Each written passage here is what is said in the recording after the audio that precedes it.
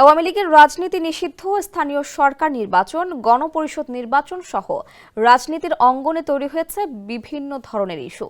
ছাত্রনেতাদের সঙ্গে এতদিন সরকারের বক্তব্যে মিল থাকলেও গত দুদিন থেকে মতামতে কিছুটা ভিন্নতা দেখা যাচ্ছে। অন্তর্বর্তী সরকার ও নবগঠিত রাজনৈতিক দল জাতীয় নাগরিক পার্টির মধ্যে বাড়ছে দূরত্ব। আমজাদ হোসেন হৃদয়ের প্রতিবেদনে বিস্তারিত জানাচ্ছেন সঞ্জিদা ইসলাম। সামাজিক যোগাযোগ মাধ্যমে দেওয়া এনসিপির দক্ষিণাঞ্চলের মুখ্য সংগঠক হাসনাত আব্দুল্লাহর বক্তব্য ঘিরে উত্তপ্ত হয়ে উঠেছে রাজনৈতিক অঙ্গন। বিষয়টি নিয়ে সামাজিক যোগাযোগ মাধ্যমে সরব হয়ে উঠেছেন বিভিন্ন শ্রেণী পেশার মানুষও। আওয়ামী লীগ রাজনীতিতে ফেরা বা নিষিদ্ধের বিষয়ে বিরাজমান পরিস্থিতিতে সাধারণ মানুষের উদ্বেগ উৎকণ্ঠা দেখা দিয়েছে।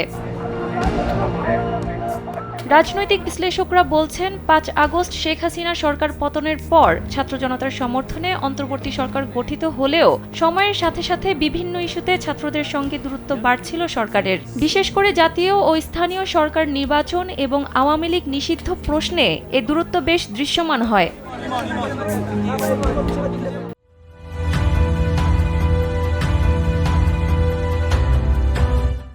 সর্বশেষ বৃহস্পতিবার ইন্টারন্যাশনাল ক্রাইসিস গ্রুপের প্রতিনিধি দলের সঙ্গে বৈঠকে প্রধান উপদেষ্টা জানান, জাতীয় নির্বাচনের জন্য সম্ভাব্য যে দুটি সময়সীমা ঘোষণা করা হয়েছে, কোনো দাবির মুখেই তা থেকে সরবে না সরকার।